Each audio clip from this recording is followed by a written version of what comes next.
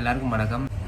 என்ன விஷயம்னு சொன்னால், இந்த வீடியோவில் என்னத்தை பற்றி சொல்ல போகிறோம் அப்படின்னு சொன்னால், ஈழத்தமிழர்களுக்கு ஒரே ஒரு விஷயம் சொல்லிக்கொள்கிறேன். என்ன அப்படின்னு சொன்னால், இப்போ யூடியூப்பில் சோஷியல் மீடியாவில், டிக்டாக்ல எல்லாத்துலேயுமே அதிகம் பரப்பப்பட்டு ஷேர் பண்ணப்பட்டு வர விஷயம் ஒன்று தான் யூடியூப் செய்கிற ஒரு சில பேர்ட்ட உண்மை முகங்கள், அவையில் செய்கிற களவுகள், பிரச்சனைகள் அப்படின்னு சொல்லி நிறைய விஷயம் சோஷியல் மீடியாவில் இப்போ அதிகமாக பரப்பப்பட்டு பேசப்பட்டு வருது.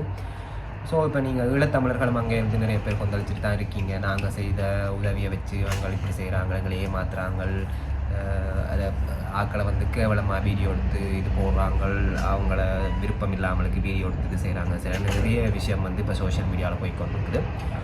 ஸோ இது நான் ஒரு தனிப்பட்ட ஒரு யூடியூப்பரை வச்சோ, ஒரு தனிப்பட்ட ஒரு ஆளை வச்சோ நான் குறிப்பிட்டோ நோக்கமாக நான் சொல்ல விரும்பலை. கொமனா ஓகே, அது அவங்களோட பிரச்சனை, அது அவங்களோட யூடியூப் வருமானத்துக்காக அவங்க செய்கிறாங்க. அதே மாதிரி நீங்கள் கொடுக்குற வருமானத்தாலையும் செய்கிறாங்க, அது அவங்களோட பிரச்சனை. அது ஒரு பக்கம் இருக்கட்டும்.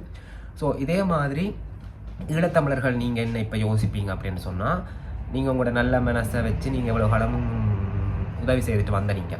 ஸோ இப்போ நீங்கள் என்ன யோசிப்பீங்க? இப்போ நாங்கள் இவ்வளோ செய்த உதவியை வச்சு அவங்க அதை மிஸ்யூஸ் பண்ணியிருக்காங்க, அதை இப்படி செய்துட்டாங்க, அதை அவங்கள ஆட்டையை போட்டாங்க, கொள்ளையடிச்சிட்டாங்க அப்படின்னு சொல்லி நீங்கள் நினைக்கலாம்.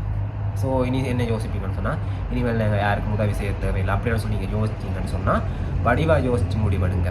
ஒருத்தன் 2 பேர் செய்கிற பிழைக்காக உங்கள்கிட்ட உதவி பெறுற மற்ற அந்த கஷ்டப்பட்ட ஆக்களோ இல்லாட்டி உதவி பெறுற ஆக்களோ அதால் பாதிக்கப்பட போகிறாங்க.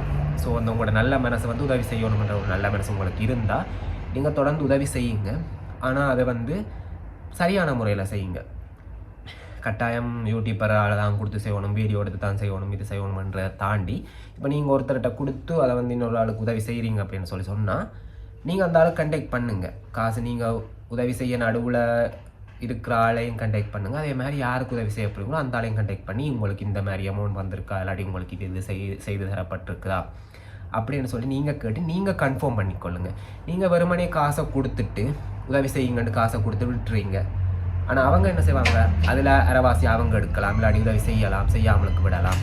அது அவங்களையும் பிழை முடியாது. 100 விதம் உதவி செய்கிற எங்கள்லையும், அதாவது உங்களையும் ஒரு சில விதத்தில் பிழை சொல்லலாம். அது மட்டும் இல்லை, அவங்களுக்கு யூடியூப்பில் உதவி செய்ய போகிற ஆட்களுக்கு நீங்கள் குறிப்பாக ஒரு குடும்பத்துக்கு நீங்கள் உதவி செய்யுங்கன்னு சொல்லி ஒரு லட்சம் ரூபா காசு கொடுக்குறீங்க.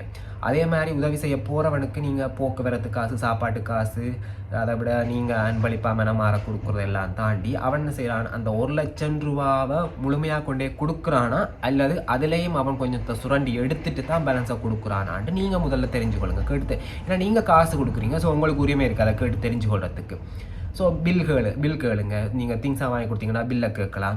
இல்லாட்டிக்கு அந்த உதவி செய்கிற குடும்பத்துக்கு கால் பண்ணி நீங்கள் கொண்டே திங்ஸ் கொடுக்கும்போதோ இல்லாட்டி உதவி செய்ய கொடுக்கும்போதோ அந்த குடும்பத்துக்கு கால் பண்ணி கொடுங்க, நான் கதைக்கணும் அப்படின்னு சொல்லி நீங்கள் கேட்டு கதைக்கலாம். அது உங்களுக்கு உரிமை இருக்குது. ஏன்னா நீங்கள் காசு கொடுக்குறீங்க, நீங்கள் உதவி செய்கிறீங்க, அது உங்களுக்கு உரிமை இருக்குது, நீங்கள் கேட்கலாம். அது எந்த தவறுமே இல்லை. ஈழத்தமிழர்கள் நீங்கள் ஒரு சில பேர் செய்கிற தவறால் உங்களிலேருந்து உதவி பெறுற மிச்ச அந்த குடும்பத்தார் பாதிக்கப்படாத அளவுக்கு நீங்கள் யோசித்து முடிவெடுங்க. அதைத்தான் நான் சொல்ல வரேன்.